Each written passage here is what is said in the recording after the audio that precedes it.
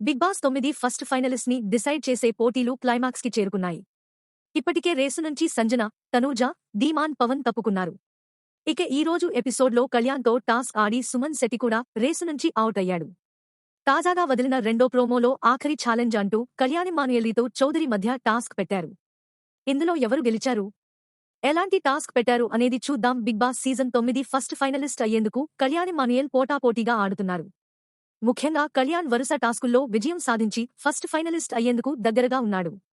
అయితే కళ్యాణ్ దూకుడికి తాజాగా రీతూ బ్రేకులు వేసింది. ఈ రోజు జరగనున్న ఎపిసోడ్లో సుమన్ శెట్టిని రేసు నుంచి తప్పిస్తూ కళ్యాణ్ గెలిచాడు.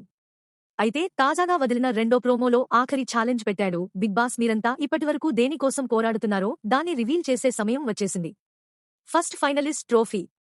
అది కేవలం ఫస్ట్ ఫైనలిస్ట్ కి లభించే గౌరవమే కాదు, ఆ షీల్డ్ కఠిన పరిస్థితులని దాటి మీ సత్తాని పరీక్షించే సవాళ్లని ఎదుర్కొంటూ గొంగళి పురుగు నుంచి సీతాకోకచిలుకగా మారే మీ ప్రయాణాన్ని